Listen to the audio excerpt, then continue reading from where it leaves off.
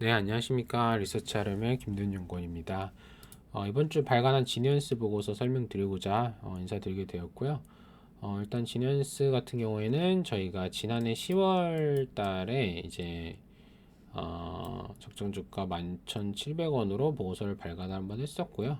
적정 주가를 넘어섰다가 일부 조정을 받아 있는 모습이고, 이번 업데이트 보고서를 통해서 적정 주가를 좀 상향을 하게 되었다는 점 말씀드리면서 시작하도록 하겠습니다. 일단 주목하는 부분 EDR입니다. EDR을 투자 포인트로 말씀을 드렸었고, EDR 쪽에서 신규 고객 확보하는 수가 이제 실제로 성장을 한 것으로 저희가 확인이 됐기 때문에 좀 소개를 해드리게 되었고요. EDR이라고 하면은 일단은 저희가 이 시대의 변화에 대해서 좀 주목을 해볼 필요가 있겠습니다. 이제는 그 사이버 공격을 한 번도 안 받을 수는 없습니다. 그리고 또 기존에 알려져 있던 악성 코드로만 공격을 당할 수도 없고요. 이렇게 말씀드리는 것은 마치 사람이 감기에 한 번도 안 걸리겠다라고 말씀드리는 것과 같기 때문에 이제는 기존의 백신 솔루션, 이런 사이버 보안 솔루션으로부터 나아가서 EDR이 이제 새로운 그 업계 내에서 가장 신기술, 신제품으로 좀 평가를 받고 있는 상황이다. 이렇게 좀 말씀을 드릴 수가 있겠고요. 그렇게 말씀드릴 수 있는 배경은 EDR 같은 경우에는 이제 기존에 좀 알려져 있지 않은 악성 코드에도 대응이 가능합니다. 이상행위를 기준으로 탐지를 해내기 때문에 이런 부분을 말씀드릴 수가 있겠고요. 설사 이제 침입을 할 때 파악을 하지 못했다고 하더라도 이제 악성 코드가 이제 들어와서 정보를 탈취하려고 할 때 이제 또 이상행위를 감지해서 대응을 할 수가 있고, 나아가서는 이제 어떻게 감염이 됐는지까지 모두 찾을 수 있기 때문에 차세대 솔루션으로 평가를 받는 이유이고요. 단적으로는 EDR이 이제 설치되어 있었다면은 해킹 공격에 노출되지 않았을, 정보 유출 경험을 겪지 않았을 여러 사건들이 있습니다. 정말 그냥 영화 속에서 보는 것처럼 이런 EDR이 깔려 있는 기기 같은 경우에는 잘 대응을 할 수 있다. 그런 사이버 공격으로부터 정말 대응을 할 수 있는 그런 제품이다. 이렇게 봐주시면 되겠고요. 그런 측면에서 이제 EDR이 이제 사이버 보안 시장에서 게임 체인저 역할을 할 수 있을 것으로 기대가 되고 있는 상황이고, AI의 딥러닝 기술로 무장을 해놓았기 때문에 갈수록 성능은 더 좋아진다. 이렇게 좀 볼 수가 있겠습니다. 고객사 수가 대폭 증가한 것과 더불어서 저희가 좀 주목해보는 부분은 두 가지입니다. 일단 고객군이 상당히 좀 빅테크 기업으로 확대되었다는 점을 좀 말씀을 드리고 싶고요. 이번에 좀 파악을 하게 된 부분인데, 이제 매출 비중이 한 60% 정도는 이제 구독형 서비스에서 오는 매출이라고 합니다.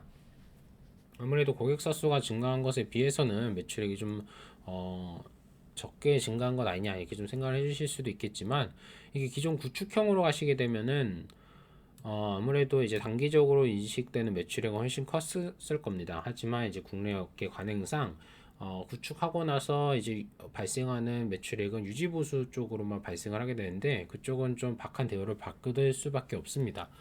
그렇기 때문에 좀 장기적으로는 오히려 더 긍정적인 그런 성장 동력을 확보를 했다는 측면 말씀을 드릴 수가 있겠고, 이게 아무래도 사이버 보안 소프트웨어다 보니까 추가 판매를 위한 뭐 비용 증가가 크지 않죠. 공장을 뭐 더 만들어야 하는 것도 아니고 이미 좀 상용한 제품을 팔기만 하면 되기 때문에 영업이익 폭은 그럼에도 불구하고 크게 증가했다. 이렇게 말씀을 드릴 수가 있겠고요. 그렇게 봤을 때 이제 EDR 쪽에서 성장이 확인이 됐기 때문에 한 번 더 저희가 이제 적정 주가를 상향할 수 있는 근거가 되었다. 이렇게 말씀을 드릴 수가 있겠고, 이 업계의 변화, 이 시대, 이 업계 내의 변화에 따라서 올해 이 신규 고객 확보 수는 좀 더 빨라질 수 있다. 이렇게 좀 말씀을 드릴 수가 있겠습니다. 사실 사이버 보안 쪽에서 이렇게 소프트웨어를 개발한다고 고객사를 확보하는 것이 담보되진 않습니다. 이게 사이버 보안이기 때문에 레퍼런스도 있어야 하고 고객과의 신뢰 관계가 있어야 하는데, 동사 같은 경우에는 이 NAC 네트워크 접근 제어 시장에서 1위 기업이기 때문에 이미 한 1,600억의 잠재 고객사를 확보를 하고 있다. 이렇게 또 볼 수도 있겠고요.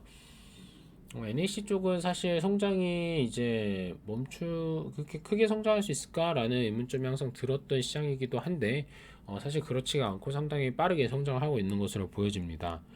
배경으로는 뭐 원격 근무나 뭐 이제 태블릿 같은 것도 업무에 활용을 하게 되면서 이 기업 네트워크와 연결되는 기기 수가 점점 늘어나고, 그리고 사실 신규 인력을 뽑을 때 또 늘어나고 공장을 증설할 때 뭐 사무실을 더 늘릴 때 다 늘어나는 부분들이기 때문에 기존의 고객사들의 성장을 함에 따라서 동사의 NEC 사업 부분도 성장을 할 수 있겠다.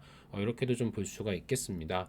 NEC 쪽에서 워낙에 튼튼하고 거기에 고객사들을 기반해서 점자 고객사들을 기반해서 EDR 쪽도 빠르게 성장하는 모습 저희가 확인을 했고 EDR도 앞으로 성장할 수 있는 여력이 상당히 크지만 이제 동사는 현재 시점에서부터도 그 더 나은 더 먼 미래에서의 성장 동력을 찾아내고 현재 준비를 하고 있습니다. XDR, OT, 클라우드, B2C 보안.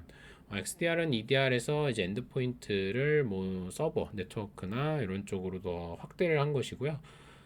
OT 같은 거 이제 스마트 팩토리 쪽, 그쪽에 소프트웨어 보안이라고 봐주시면 되겠고, 클라우드는 이제 사실 해외에서 좀 더 많이 정착이 되어 있는데 이 기업 데이터들이 너무 많아지다 보니까 클라우드에 저장을 하고 그 클라우드를 보안을 하는 그런 시장이라고 할 수가 있겠습니다.